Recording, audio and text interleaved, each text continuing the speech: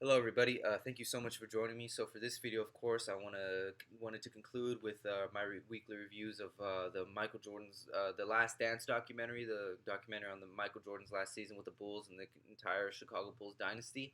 And just first of all, now this being the last episode, I'm not going to be able to review these anymore. But I'm really thankful that we got to see this as a sports fans, or if you're not a sports fan, because we don't have any live sports right now, but this has definitely filled the void and more because the number one thing I want to commend this documentary for doing, well, first of all, a documentary, of course, it's telling a true story of something that actually happened, okay? But how is it that some documentaries are better than others? I think the reason for that being is because these things are production. It's like any other movie or anything put together. It requires a lot of work and dedication because it's not just, okay, here's what happened and that's it. No, you have to add that dramatic element to it, that storytelling aspect of it that certain documentaries have that make them so memorable, make them so enjoyable. And I think that this documentary definitely accomplished that because the way I would describe it is that, throughout the entirety of these 10 parts, every episode, whether you know, witness this and this is like a trip down memory lane, or you haven't witnessed this and this is your first time seeing what Michael Jordan was, I would say that for all of us, for the viewing audience, that it felt like we were all taken for a journey through a time machine. That's what it felt like. I felt like we witnessed this like for the first time again. Everybody. It was like we were in the 90s, in the 80s, in the 90s, watching it as we were happening. Like even the highlights of some of the games, it's like you're watching it thinking like, oh, what's gonna happen? Even though you already know what's gonna happen. That's just the magic in the storytelling here. And I want to credit the director. I can't remember his name right now. I will definitely give him some credit in the description because I definitely want to look out to see what he's gonna do next because my goodness, this is this is crazy. It's absolutely crazy, and I liked hearing him say. I saw him in an interview say that he lived through this, and he was a fan, and he basically worshipped Michael Jordan just like the rest, as we see a lot how so many people did in that time, and that's what it takes. And I think that's something that you can be compared to movies and music in general, is that you want people involved in the creative process who are passionate about this. And as I clearly saw from what I heard from him, he loved Michael Jordan, the Chicago Bulls, and that's why he wanted to tell the story. So that's why you can see this it that the it just comes across as so authentic. You know what I mean?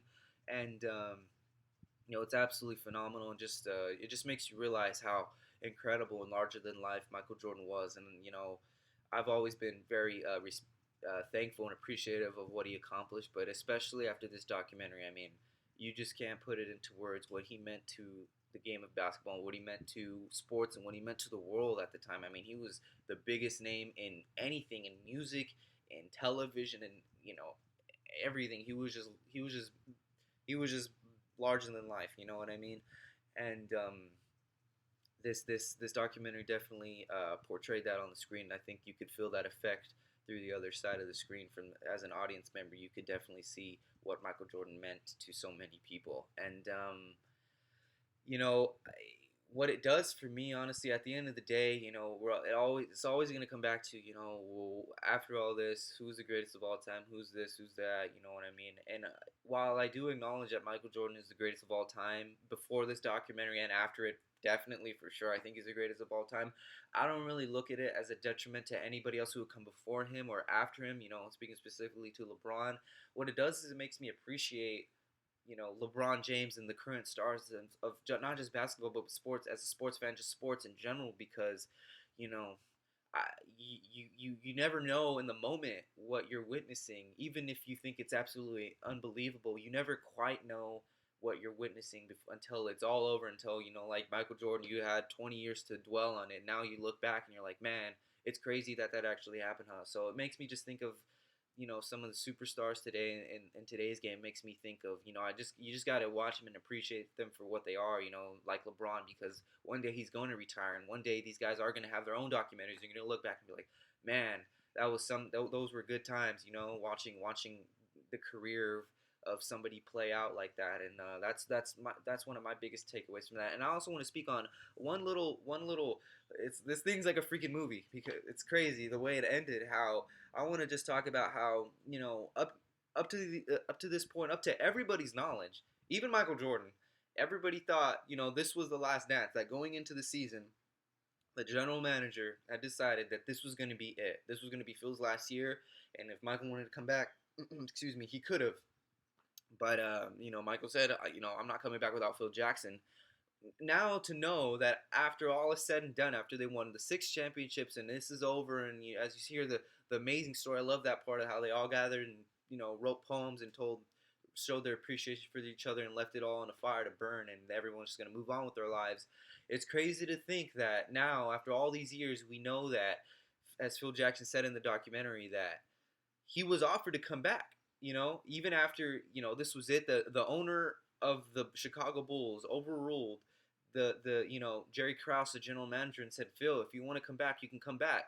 Knowing what we know now, knowing that we could have we could have seen it again, because Michael Jordan said, I will come back, not without Phil, I'm not coming back. And, if Michael doesn't come back, Scottie Pippen was a free agent, Dennis Rodman, Scottie Pippen was going to get paid. As Michael Jordan said, he's like, dude, if Phil came back, I would have came back, and I'm pretty sure everybody would came back and run it back regardless of money. They wouldn't have taken the money. They would have all signed 1-year deals, and they would have said, let's just defend what we have to see, let's just wait, let's just do this thing until someone knocks us off, and we didn't get to see that, and that's unfortunate. How no, Michael, it's crazy to see how he says, like, he feels regret that he didn't get to see closure on that, and he feels like they could have won more. But it is what it is. That's kind of the beautiful part about sports, is sometimes you have regrets, but at least you can look back on and just to be honest with you, if they would have come back again, if they would have lost, or whether they would have won a championship, nothing really would have changed the legacy of Michael Jordan. I mean, he's already established himself as the greatest player of all time. Still to this day, people have not achieved what he has achieved, and people have come close, but have not quite, been what Michael Jordan was. But that's okay, because we got to see what we went with the 13 years that he spent with the Chicago Bulls. He accomplished everything that he wanted to accomplish, and it seemed like that was just the perfect ending at the end with all the hype. It's still crazy that all the drama and the negativity that was going on in that one season. You know what I mean? Imagine you're an athlete and you're knowing this is the end. This is it. Whether we win or we lose, this is going to be the end. It's such a huge distraction. Everything that was going on with Dennis Rodman, Michael Jordan, all the questions: is he going to come back? Blah blah blah. And it's absolutely amazing to see that they ended up coming out on top. And speaking to Michael Jordan, I just hate to hear the argument of like, oh well, he played against bumps. The competition, people say it was the defense was harder, but Michael Jordan didn't play against as many talented people as say Magic or LeBron. I think that's completely bullcrap. I think we look at it that way because basically Michael Jordan made it that way, is because so many greats do not have a ring because they just were basically played in the wrong time. You know what I mean? Michael Jordan stopped guys, Karl Malone, Stockton, Barkley, Reggie Miller. These guys are absolutely incredible, amazing, and they just didn't win. They just didn't win because they ran into Michael Jordan. That was it. When you look at who won in those 2 years, the Houston Rockets, Hakeem Olajuwon won an all-time great. He won back-to-back titles in the year that Michael Jordan left, and he came back at the end of the season. But if Michael Jordan had never retired basketball, went to play baseball. He played those 2 years at full strength. He'd probably have 8 championships. Who's to say that he doesn't have 8 championships? What if he comes back? Does he after the 1998 season? Maybe he has 9. We'll never know. That's what's crazy, is that at the end of the day, even though he didn't, he feels some regret about what happened. What he accomplished is still, he's still the greatest athlete of all time, in my opinion. And I'm just thankful to him for what he accomplished for the game, because I started watching basketball, of course, as a Lakers fan. I remember watching the Shaq and Kobe days, and that was just right after Michael Jordan. And I had known about Michael Jordan and what he meant to the game, but never quite in the detail that this documentary basically put together. And now, after the fact, I'm even more appreciative of Michael Jordan and the Chicago Bulls and what they accomplished. And it was absolutely a pleasure to watch this documentary every week. I love it. Even though it's over now, this is gonna be like any other documentary or any other movie. I'm just gonna binge. I'm gonna binge watch it several times, maybe. This thing is gonna be timeless. People are gonna talk about this documentary for years to come.